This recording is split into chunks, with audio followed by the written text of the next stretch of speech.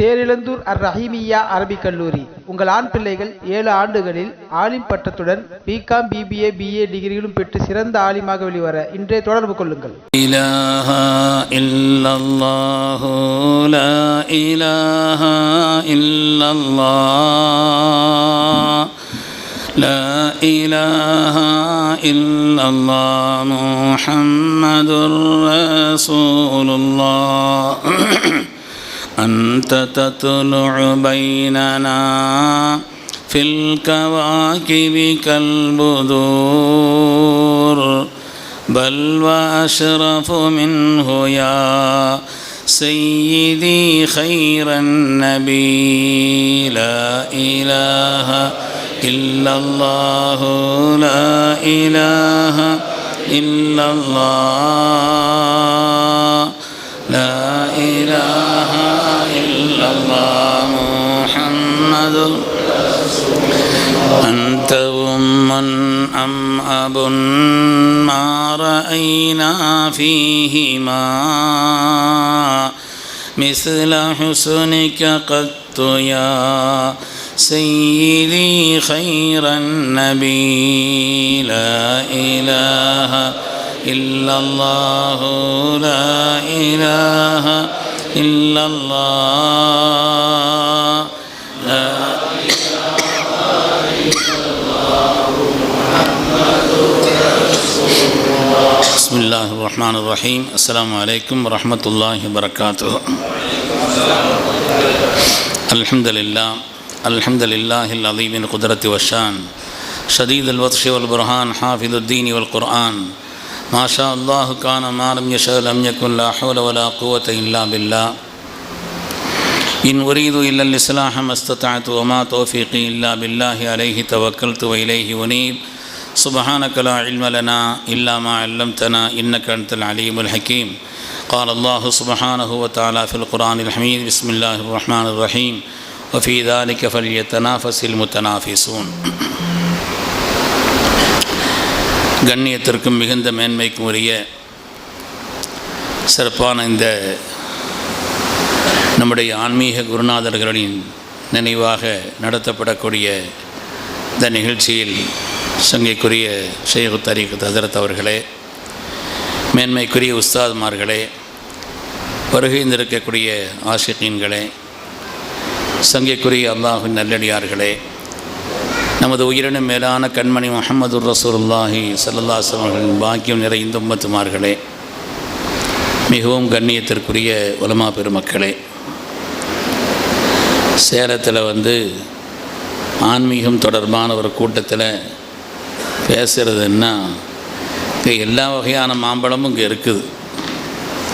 எல்லா தரத்தில் உள்ள சிறந்த பேச்சாளர்களும் சிறந்த கல்விமான்களும் சிறந்த ஆன்மீகவாதிகளும் எல்லா நிலையில் உள்ள ஆட்களும் இருக்கிற இடத்துல பேசுவது என்பது சாதாரணமான விஷயமல்ல, வார்த்தைகள் நோக்கமல்ல, நம்முடைய கல்வை பரிசுத்தப்படுத்துவது தான் நோக்கம் என்பதனாலே சில வார்த்தைகளை இன்ஷா அல்லாஹ் பரிமாறிக்கொள்வதற்கும் அது பயனுள்ளதாக ஆகுவதற்கும் அல்லாஹ் நமக்கு நசீபை தந்தருள் புரிவானார்.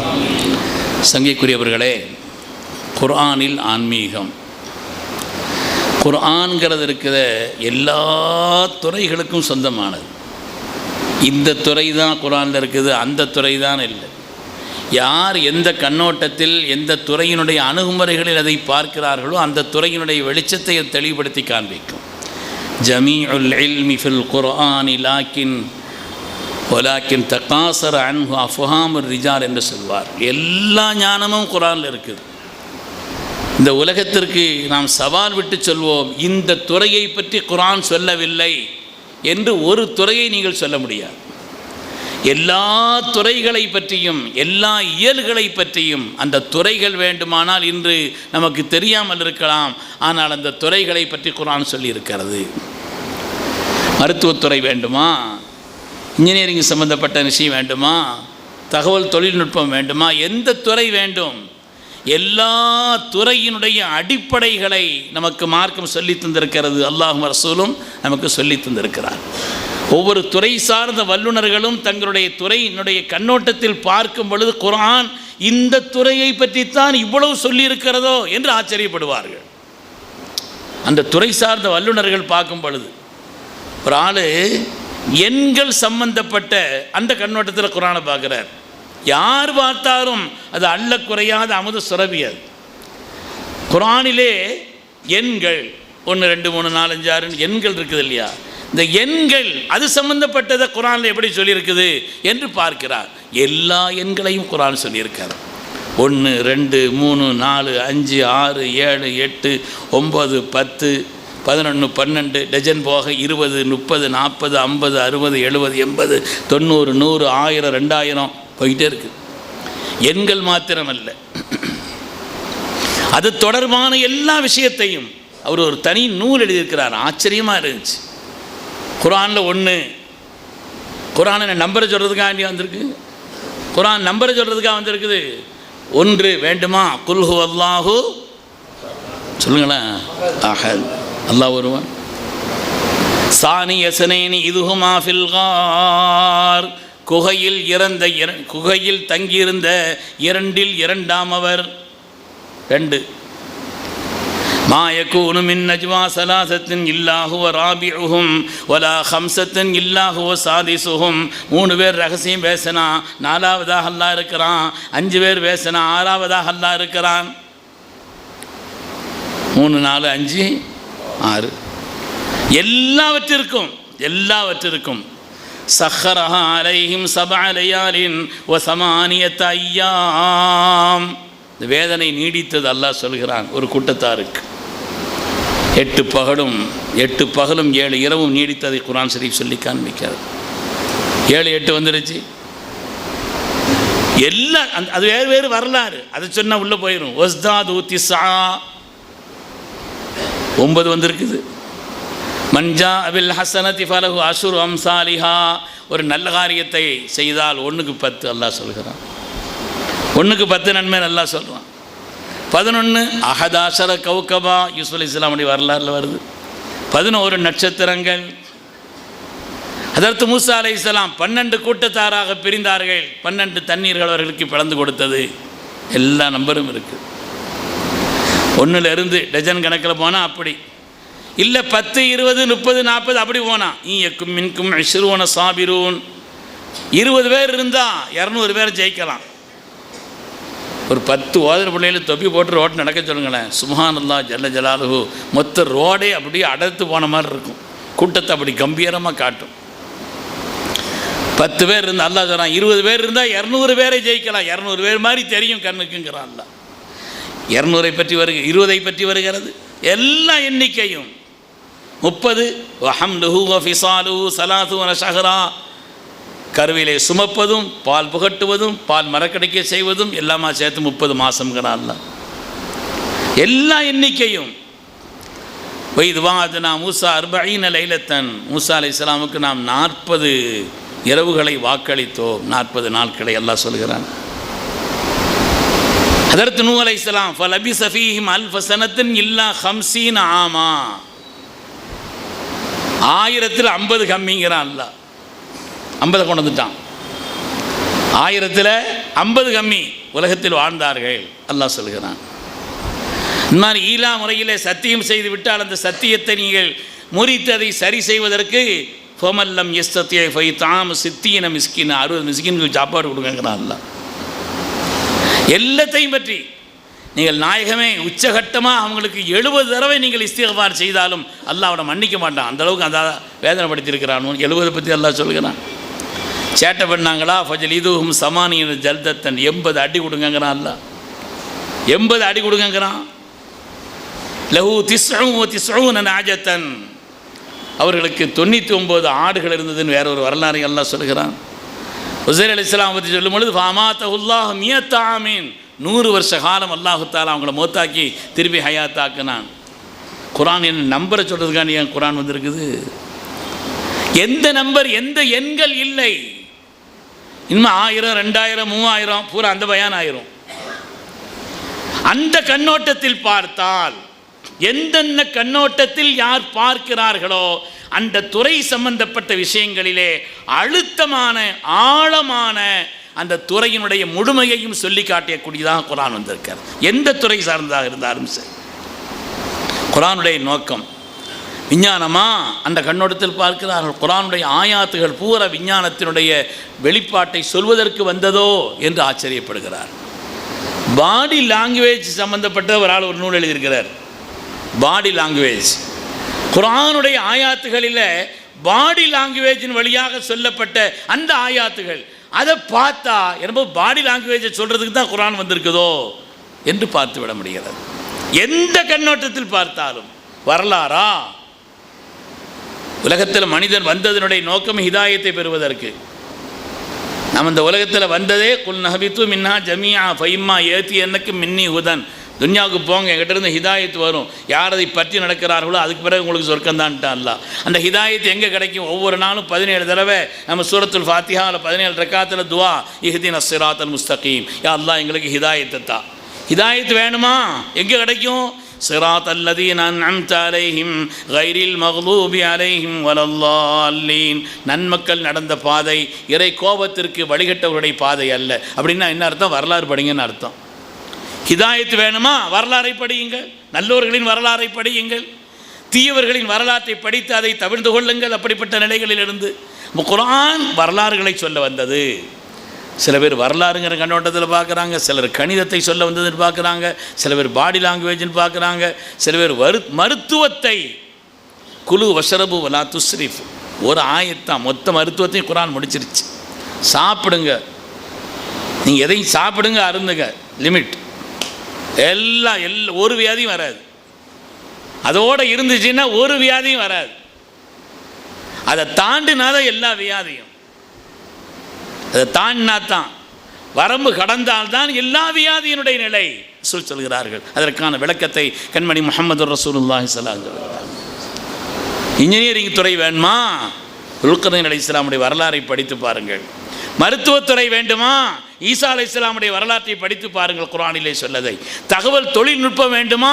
சுலைமான் அலைஹிஸ்ஸலாமுடைய வரலாறு குர்ஆனில் இருக்கிறது, படித்து பாருங்கள்.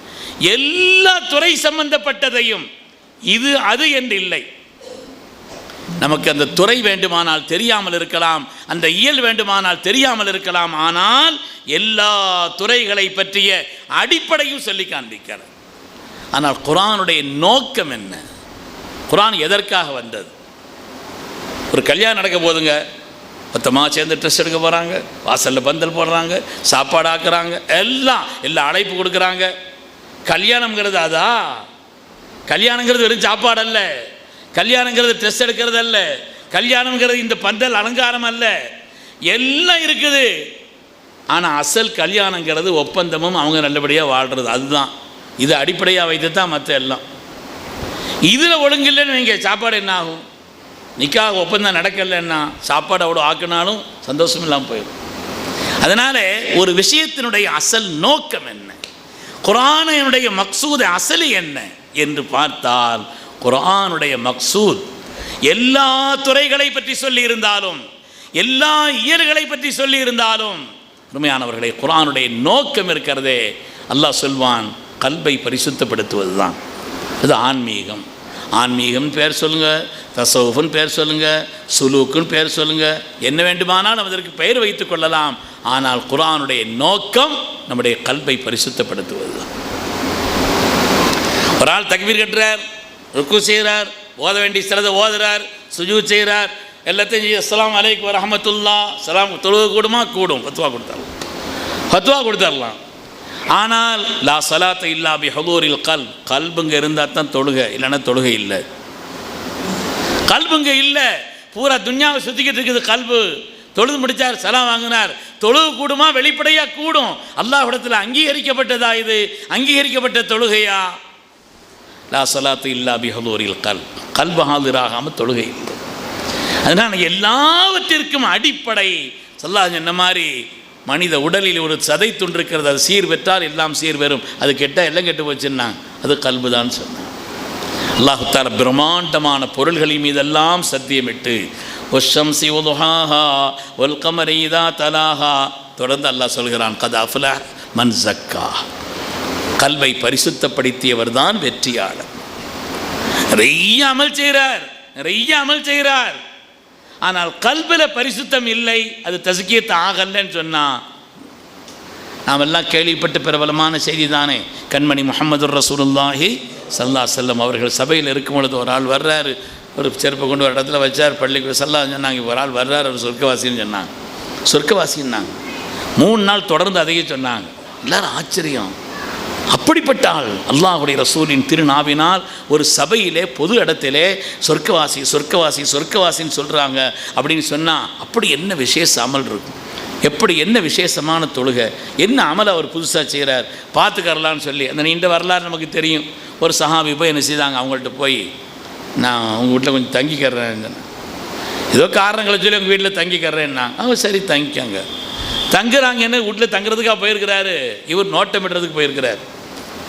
நோட்டமிடுறதுக்கு போனால் தூங்கல்ல வேலையை பார்த்து இவர் என்ன வேலை செய்கிறாருன்னு கவனிச்சுக்கிட்டே இருக்கிறார். இப்படி என்ன விசேஷமான அமல். அல்லாஹ்வுடைய ரசூலின் திருநாவினால் 3 நாட்கள் தொடராக சொர்க்கவாசி என்று சோபனம் சொல்லப்பட்டார் என்றால் என்ன விசேஷ அமல். தேடுறாங்க ஒன்றும் கிடைக்கல, அப்படி ஒன்றும் தனியாக கிடைக்கல. கடைசியில் அவங்கள்ட்ட சொல்லிட்டாங்க, எங்க நான் வந்து இங்கே தங்கலாம் வரல, தங்கிறதுக்கெல்லாம் வரல, தொடராக 3 நாட்கள் உங்களை சொர்க்கவாசின்ற சொன்னாங்க. அப்படி விசேஷமான என்ன அமல் இருக்குது அதை பற்றி கொள்ளலான்னு தேடி எடுக்கிறதுக்கு தான் நான் வந்தேன். எனக்கு ஒன்றும் கிடைக்கல, தனியாக ஒன்றும் கிடைக்கல.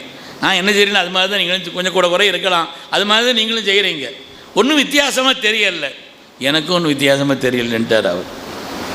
எனக்கும் ஒன்று அப்படி நீங்கள் சொல்கிற மாதிரி தனித்தன்மை ஒன்றும் தெரியல. ஆனால் ஒரு விஷயங்க, நான் யாரை பார்த்தும் பொறாமைப்பட மாட்டேன்னு சொன்னார்.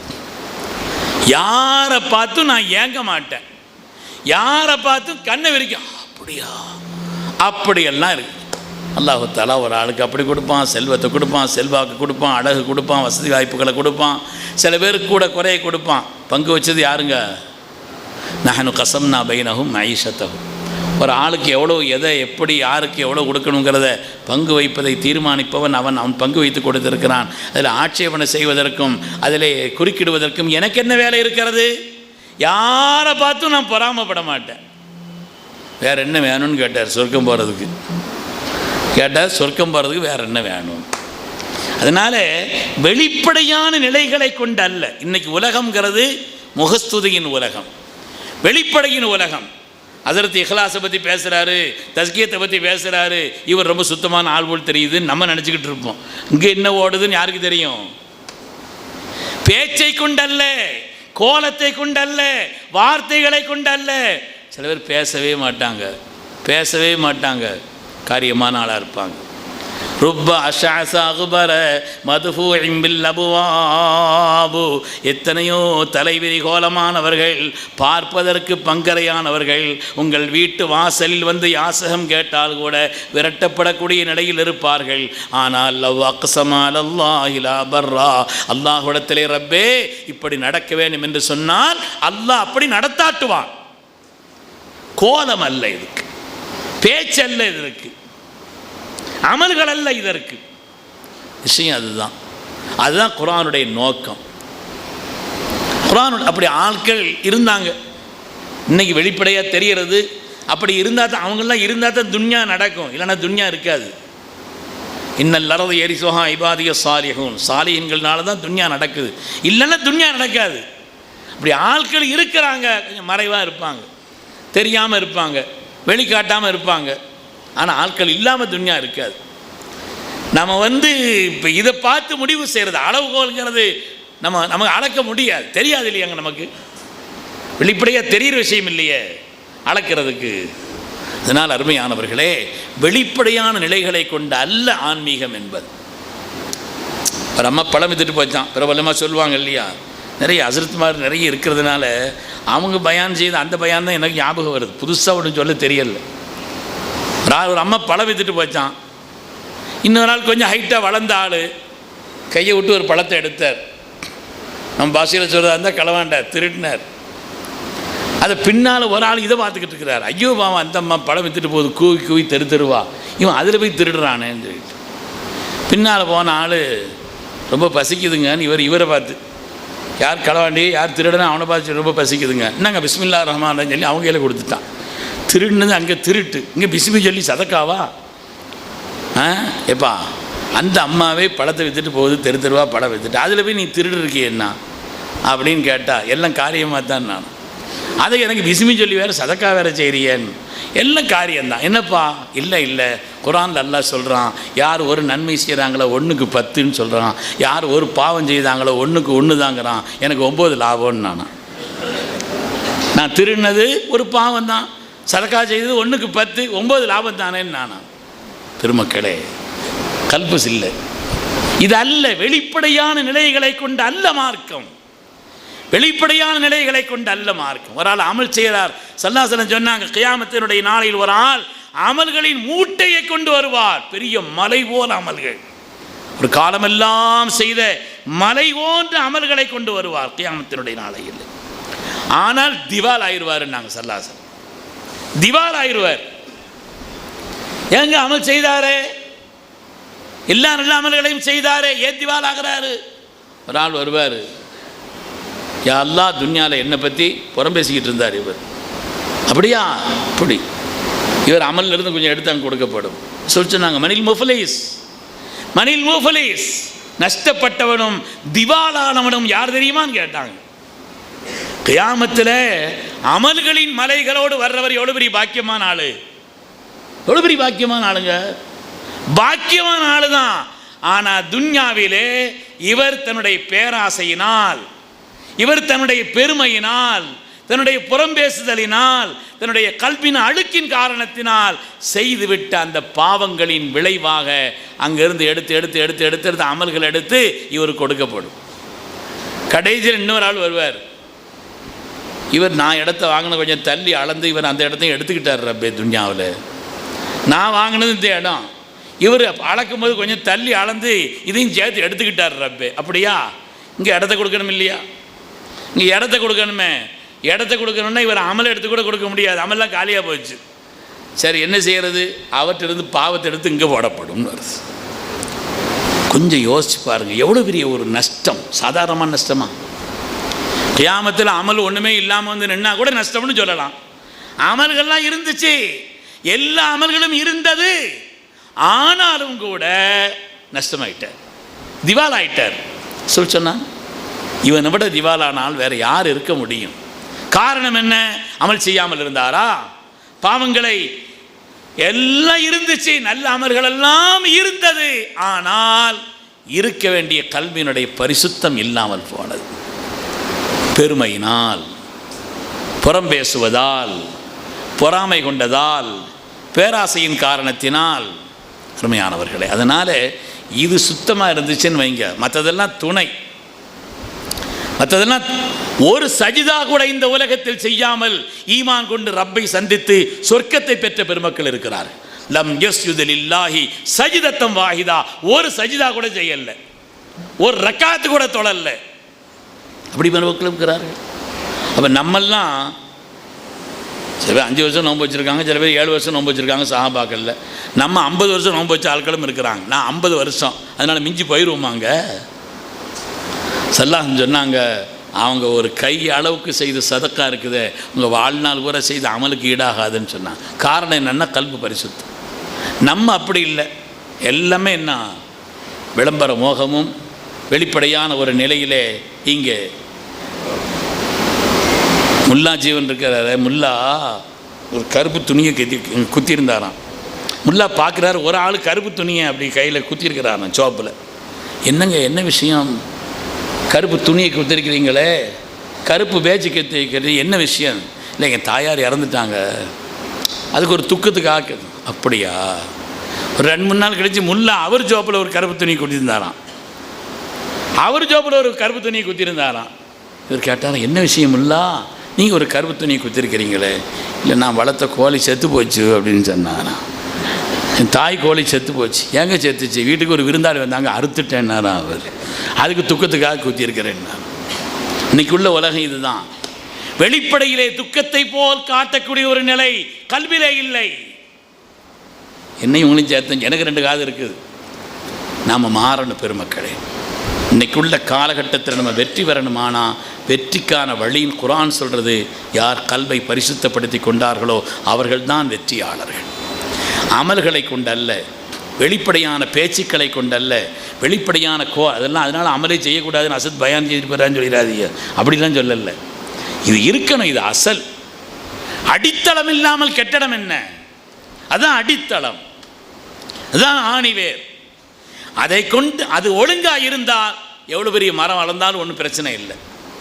ஒழுங்காக இருந்தால், அடித்தளம் ஒழுங்காக இருந்தால் எவ்வளோ பெரிய கெட்டடம் இருந்தாலும் அது தாங்கும். நீங்கள் அது இல்லாமல் வெளிப்படையில் கட்டி வச்சேன்னு வைங்க, டப்புன்னு ஒரு சின்ன காற்றுக்கு தாங்க மாட்டேங்குது, எல்லாம் சாஞ்சிருது உள்ள ஒரு நிலை. அருமையானவர்களே, அதனாலே இந்த கூட்டம்ங்கிறது குர்ஆனில் சொல்லப்பட்ட அந்த ஆன்மீகத்தை நம்முடைய வாழ்வின் பாடமாக ஆக்கிக்கொள்ள வேண்டும். அதை நாம் கற்றுக்கொள்ள வேண்டும். அந்த ஒரு நிலையை நம்மிடத்தில் உண்டாக்கி கொள்ள வேண்டும். ஒரு வீட்டில் ஒரு தப்பு நடந்துச்சு. உமர் ரலியல்லாஹு ஹலீஃபா அவங்க என்ன செய்தாங்கன்னா, உள்ளே போயிட்டாங்க, வீட்டுக்குள்ள நுழைஞ்சிட்டாங்க. உள்ள பல பேர் பாவமான காரியங்களை செய்துட்டுருக்கிறாங்க. பிடிச்சிட்டாங்க, உள்ளே போய் பிடிச்சிட்டாங்க. பிடிச்ச உடனே அதில் ஒரு ஆள் கொஞ்சம் ஒரு மாதிரி லெவல் மாதிரி தான் இருந்தார். அவர் கொஞ்சம் லெவலில் அவர் மாதிரி சாஞ்சி தான் இருந்தார். ஆனாலும் அவர் சொன்னார், நாங்கள் தப்பு பண்ணுறோம் ரைட்டு, ஆனால் நீங்கள் 3 தப்பு பண்ணியிருக்கிறீங்கன்னு சொன்னாங்க. உமர் ரலியல்லாஹு பார்த்து சொன்னாங்க, நீங்கள் 3 தப்பு பண்ணியிருக்கிறீங்க. என்னங்க நான் என்னங்க 3 தப்பு பண்ணேன்னு கேட்டாங்க. முதல்ல அல்லாஹ் குர்ஆனில் சொல்கிறான், வஅத்துல் புயூத்த மின் அபுவாபிஹா, வீட்டுக்குள்ளே வரும்போது நேர் வாசல் வழியாக வாங்கன்னு அல்லாஹ் சொன்னேன். நீங்கள் புற வாசல் வழியாக வந்திருக்கிறீங்க. அல்லாஹ் வீட்டுக்குள்ளே வரும்பொழுது வஅத்துல் புயூத்த மின் அபுவாபிஹாங்கிறான், நேர் வாசல் வழியாக வாங்கங்கிறான். நீங்கள் புற வாசல் வழியாக வந்திருக்கிறீங்க. தப்பு நம்பர் 1. ரெண்டாவது, லா ததுகுலு புயூத்தன் கைர புயூத்திக்கும் ஹத்தா தஸ்தானிசு வத்துசல்லிமு அலா அஹ்லிஹா. ஒரு ஆள் வேறு வீட்டுக்குள்ளே போனால் சலாம் சொல்லிவிட்டு அனுமதியெல்லாம் வாங்கிட்டு போகணும். நீங்கள் சலாமும் சொல்லணும், அனுமதியும் வாங்கல, எங்களை பிடிக்கிற வேகத்தில் இவ்வளோ வேகமாக உள்ளே வந்துட்டீங்க. 2வது தப்பு. 3வது, ஒலா தஜஸ்ஸஸ், ஒரு ஆளுடைய குற்றங்களை துருவி தேடி தெரியாதீங்கன்னு நல்லா சொல்கிறான். நீங்கள் அந்த வேலையும் பார்த்துருக்குறீங்க. நாங்கள் தப்புன்னது இருக்கட்டும், நீங்கள் 3 தப்புன்னு இருக்கிறீங்களேன்னு குர்ஆன் ஆயத்தை ஓதி சொன்னாங்க. உமர் ரலியல்லாஹு அன்ஹு இனிமேல் இந்த வேலை நமக்கு வேண்டாம், துருவி ஆராயிர வேலை எனக்கு வேண்டாம்னு நினச்சாங்க. ஏன்னா கல்வை பரிசுத்தப்படுத்தி கொண்டவர்கள் அவர்கள். அதனால் ஸல்லல்லாஹு இந்த உலகத்தில் அனுப்பப்பட்டதனுடைய நோக்கம் வேலை, 4 வேலை தான் நல்லா சொல்கிறேன். அதில் அசலான நோக்கம் அவர்களை பரிசுத்தப்படுத்துவார், அவர்களை பரிசுத்தப்படுத்துவார். இன்றைக்கும் சில பேர் இருக்கிறாங்க, பேச மாட்டாங்க, அமைதியாக இருப்பாங்க, தெரியும், எல்லாம் தெரியும், நடக்கிறது பூரா தெரியும். இமாமுல் ஆதம் அபூ ஹனீஃபா ரஹ்மத்துல்லாஹி ஒது செய்வாங்களாம், பக்கத்தில் யாரெல்லாம் ஒது செய்வாங்களோ அவங்களுடைய பாவங்கள்லாம் கழிகிறது கண் முன்னால் தெரியுமா. அவங்க பாவங்கள்லாம் என்ன செய்யும், ஒது செய்யும் பொழுது அவருடைய கையினுடைய பாவங்கள், அந்த பாவங்களெல்லாம் தண்ணீரில் கழுகி போகிறது தெரியுமா. இன்றைக்கி நமக்கெல்லாம் தெரிஞ்சுன்னு வைங்க, யார் தெரியுமா அப்படின்னு நம்ம நினைப்போம். இதுதான் நம்முடைய நிலைகளை கெடுத்து போடுது. சுலைமான் அலைஹிஸ்ஸலாமுடைய காலத்தில் ஒரு பெரிய இறைநேசர் இருந்தார். இப்படி இறைநேசர் அல்ல. அவர் எங்கேயாவது நடந்து போனால் கானத்து துதில்லுஹு அல் கமாம், மேகம் நிழல் கொடுக்கும். போகிற வழியில் அப்படியே மேகம் இறங்கி வந்து வெயில் விழாமல் அவரை தற்காத்து அப்படியே கூட்டு போகும். அப்படி ஒரு கராமத்திற்கு சொந்தக்காரரான ஒரு இறைநேசர் சுலைமான் அலைஹிஸ்ஸலாம் காலத்தில் இருந்தாங்களாம். அவங்க ஒரு வழியாக போய்கிட்டு இருக்கிறாங்க. அப்படி போய்கிட்டு இருக்கும் பொழுது அந்த காலகட்டத்திலேயே பெரிய ரவுடி ஒருத்தன் எடுத்து வர்றான். எல்லா பாவத்தையும் செய்திருக்கிறான், செய்யாத பாவம் இல்லை. அவன் பார்க்குறான், ஒரு இறைநேசர், நாம் வாடும் காலத்தில் வாடும் இறைநேசர், கராமத்தை கண் முன்னால் நாம் காண்கிறோம். அல்லாஹ் இப்படிப்பட்ட ஒரு பெரும் மேதையை அவர் கண்ணில் நம்ம பட வேண்டாம். நாம் இவ்வளோ பெரிய பாவம் செய்திருக்கிறோம், அநியாயம் பண்ணியிருக்கிறோம், ஊரில் உள்ள எல்லா அநியாயத்தையும் துணிஞ்சு பண்ணியிருக்கிறேன். அதனால் பதுங்கி பம்மி ஒதுங்குறான். அவன் ஒதுங்குறான். இவர் அவனை பார்த்துக்கிட்டார், பார்ட்டிக்காரர் அவனை பார்த்துக்கிட்டார். ஆனாலும் கூட நினைச்சாரு, அட பாவி, இவன் முன்னாலேயே நம்ம போகணும், இருந்திருந்து இவங்க முன்னாலேயே நம்ம முடிக்கணும் அப்படின்னு இவரும் ஒதுங்குறார். அவனை அருவருப்பானவனாக, இழிந்தவனாக, பாவியாக, கேவலப்பட்டவனாக நினைத்து இவர் ஒதுங்குகிறார்.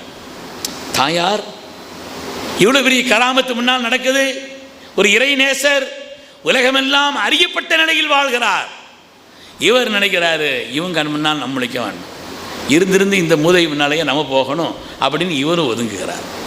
இவரும் ஒதுங்குகிறார், அவனும் ஒதுங்குகிறான். வரலாறு என்ன சொல்கிறது தெரியுமா?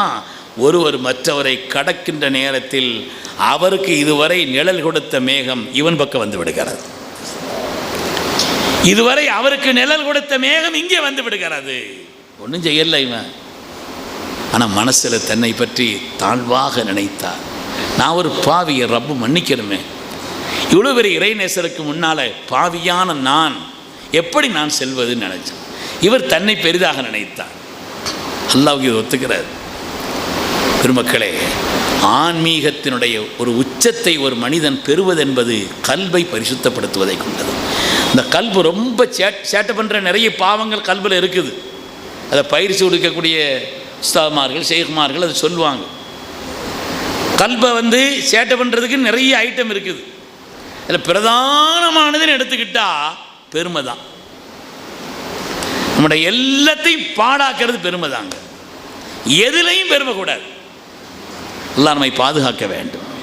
நமக்கு அல்லாஹ் தஆலா வசதி தந்திருக்கிறான், சதக்கா செய்கிறோம், பெருமை கூடாது. கல்வியை தந்திருக்கிறான், கல்வியை விளம்பரம், பெருமை கூடாது.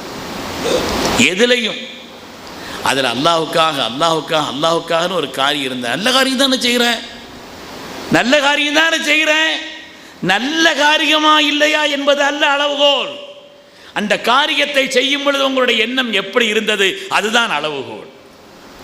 நரகத்துக்கு போகக்கூடிய முதல் 3 பேர் ஹதீஸில் வருதுங்க. முதலாக தீர்ப்பு செய்யப்பட்டு முதலாக நரகத்தின் முதல் 3 நரகத்தினுடைய முதல் கொல்லிகள் என்று வருகிறது வரலாற்றிலே 3 பேர். முதலாவது யாருன்னா முதல்ல ஒரு ஆலிம்சா தான், பெரிய காரி, நல்லா கேட்பான், இல்மை கொடுத்தேன், குர்ஆனுடைய ஞானத்தை கொடுத்தேன், குர்ஆன் ஓதக்கூடிய ஆற்றலை தந்தேன், எனக்கா என்ன செய்தீங்க ரப்பே, நான் துன்யாவிலே குர்ஆனுடைய ஞானத்தை பொழிந்தேன், மக்களுக்கு கிராத்தை ஓதி காண்பித்தேன், உன்னுடைய வேதத்தின் விளக்கத்தை சொன்னேன். எல்லாத்தையும் சொன்னீங்க, யாருக்காக சொன்னீங்க? எனக்காகவா? நீங்கள் பெரிய காரி என்று புகழப்படுவதற்காக, ஒரு பெரிய ஆபி என்று புகழப்படுவதற்காக உங்களுடைய உள்ளத்தில் அப்படி எண்ணம் இருந்துச்சா இல்லையா? ஓதுறவங்க பூரா அப்படி அர்த்தம்னு உள்ளவங்க இல்லை, யார் ஆலிம்களோ அவங்க பூரா அந்த அர்த்தத்திலையும் இல்லை. ஆனால் உங்களுடைய எண்ணம் எப்படி, இந்த எண்ணம் எப்படி இருந்தது? அமல்கள் உயர்ந்தது என்பதற்காக அல்ல, அதனுடைய நோக்கம் என்னவாக இருந்தது? அல்லாஹ் நம்மளை பாதுகாக்கணும். பெருமை பேசுறது கூட பயமாக இருக்கு.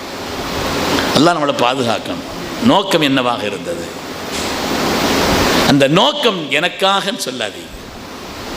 உங்களுடைய நோக்கம் உலகத்தில் புகழ் வர வேண்டும் என்பதற்காக வேண்டி மாத்திரம்தானே இருந்தது. ஃபக்கது கீழ், அப்படி புகழ் உலகத்தில் கிடைத்து விட்டது, இவரை கொண்டு போய் நரகத்தில் இழுத்து செல்லுங்கள் என்று அல்லாஹ் உத்தரவிடுவான். இரண்டாவது, ஒரு பெரிய வணக்கசாலி, பெரிய நிறைய தான தர்மங்களை செய்தவர்.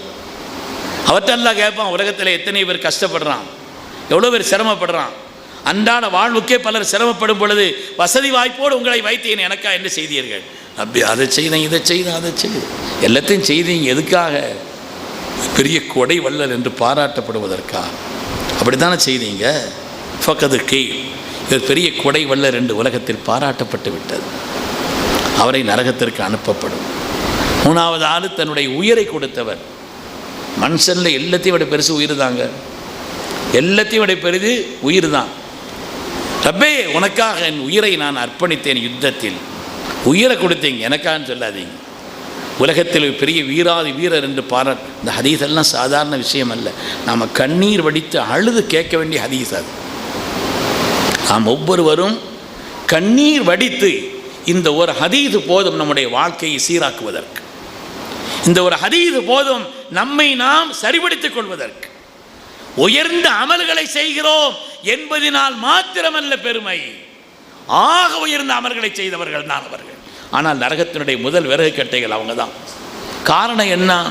கல்பு பரிசுத்தமாக. அதுதான் விஷயம், அதுதான் அடிப்படை. எனவே தான் குர்ஆன் ஷரீஃபில் அல்லாஹ் தஆலா பிரமாண்டமான பொருள்கள் மீது சத்தியமிட்டு கல்பை பரிசுத்தப்படுத்த வேண்டும் என்று சொன்னான். உலகத்தில் நமது உயிரினும் மேலான கண்மணி முஹம்மது ரசூலுல்லாஹி ஸல்லல்லாஹு அலைஹி வஸல்லம் அனுப்பி அவருடைய பணிகளில் பிரதானமானது ஒய்ஸக்கீஹிம். குர்ஆன் பல இடங்களில் சொல்கிறது, ஸல்லல்லாஹு அலைஹி வஸல்லம் அவர்கள் பரிசுத்தப்படுத்துவதற்காகத்தான், மக்களை பரிசுத்தப்படுத்துவதற்குத்தான் உலகத்தில் அனுப்பப்பட்டார்கள். யாரை பற்றி எங்கிட்ட ஒன்றும் குறை சொல்ல வேணான்னு சொன்னாங்க. யாரை பற்றியும் அவர் அப்படி நம்ம பேசினாலே, ஒரு சபை கூடினாலே, நான் என்ன சொல்கிறேன், சபை கூடினாலே என்ன அப்படி பேசினாதான் அந்த பேச்சு சுவையாக இருக்குது. ஒரு 2-3 பேர் உட்காந்து பார்ட்டிக்காரர் இருக்கிறாரு அப்படின்னு ஒரு பேசினா தான் அந்த சபையே ஒரு கலகலப்பாக இருக்கு. சொல்லலாம் சொன்னாங்க, யாரை பற்றியும் என்னுடைய தோழர்களை பற்றி என்னிடத்துல ஒரு செய்தியும் சொல்லாது, குறை சொல்லாது. இன்னி ஒஹைபன் அஹ்ருஜ இலைக்குமான சலீமு சது, நான் ஒவ்வொருவரையும் பரிசுத்தமானவர்களாக பார்க்கவே விரும்புகிறேன்னு சொன்னான்.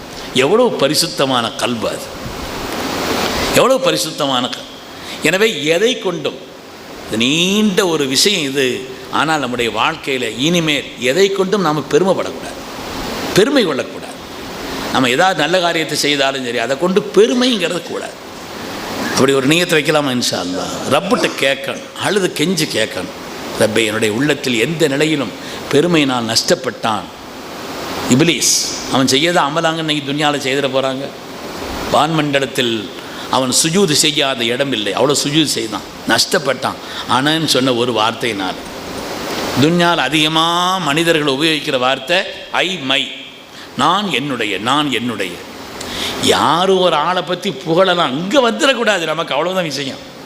அதனால் ஒரு ஆளை பாராட்டி சொல்லக்கூடாது, போகக்கூடாது அப்படிங்கிறதுலாம் இல்லை. யாரும் எதையும் சொல்லலாம், நம்மளை பாதிச்சிடக்கூடாது, கல்வியில் வந்து பாதிச்சிடக்கூடாது, அதான் விஷயம். கல்வியினால் அமல்களினால் நமக்கு வாய்த்திருக்கக்கூடிய சில வாய்ப்புகளால் எதை கொண்டு பெருமை கூடாது. பிரபலமாக சொல்லுவாங்க இல்லையா, பிரபலமாக சொல்வார்கள். ஒரு பெரிய அறிஞர், பெரிய அறிஞர், அவர் மக்களுக்கு மத்தியிலே பாடங்களை நடத்தி கொண்டிருக்கிறார். அல்லாமா சாதி ஷீராசி ரஹ்மத்துல்லாஹி அலை. பல கோணங்களில் அது சொல்லுவாங்க, சொல்லக்கூடிய பெருமக்களும் இருக்கிறாங்க. அவங்க சொல்லி வாயால் கேட்டது தான் நம்ம. அல்லாமா சாதி ஷீராசி ரஹ்மத்துல்லாஹி அலை அவங்க தத்துவங்களை சொல்லி கொண்டிருக்கிறார், உன்னதமான ஆழமான கருத்துக்களை பொழிந்து கொண்டிருக்கிறார்கள். அப்படி ஒரு பேசி முடித்து 4 பேர் நம்ம கையை முத்தின உடனே அல்லாஹு அக்பர், மனசில் அப்படி ஒரு எண்ணம் ஏற்படும் இல்லையா? என்ன போல் ஆட்களுக்கு சொல்கிறேன், நீங்கள் தப்பாக நினச்சிக்கிறாது. அதனால் யார் கையும் முத்திரக்கூடாதுன்னு அர்த்தம் இல்லை, முத்த வேண்டிய கையை முத்தணும். அதை முத்துறது நம்ம உயர்வுக்காக அப்படின்னு நினைக்கணும்.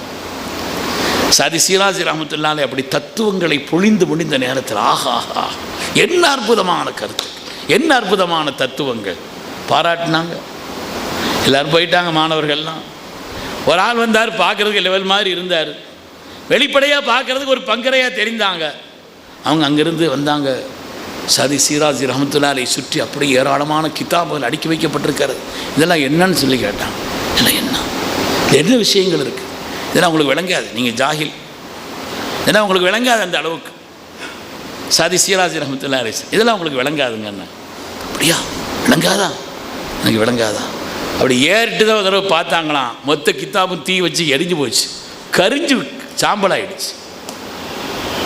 சாதி ஷீராசி ரஹ்மத்துல்லாஹி கேட்டாங்களாம், இது என்னன்னு கேட்டாங்க. இது உங்களுக்கு விளங்காதுன்னாங்களாம் அவங்க, இது உங்களுக்கு விளங்காதுன்னா.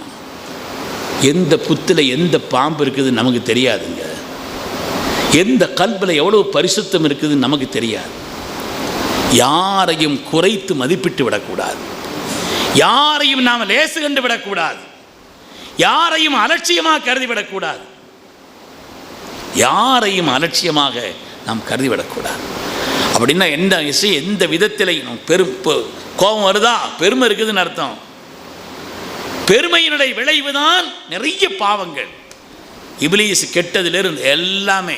உலகத்தில் அதிகமாக பயன்படுத்துகிற வார்த்தை ஐமைன்னு சொன்னேன், நான் என்னுடைய. நான் ஒரு 10 நிமிஷம் ஒரு ஆள் பேசி முடித்தாங்கன்னா அவங்க பேச்சில் விஷயத்தை எடுத்து பாருங்கள், நான் எத்தனை நான் வந்திருக்குதுன்னு பாருங்கள், எத்தனை என்னுடையன் வந்திருக்குன்னு பாருங்கள்.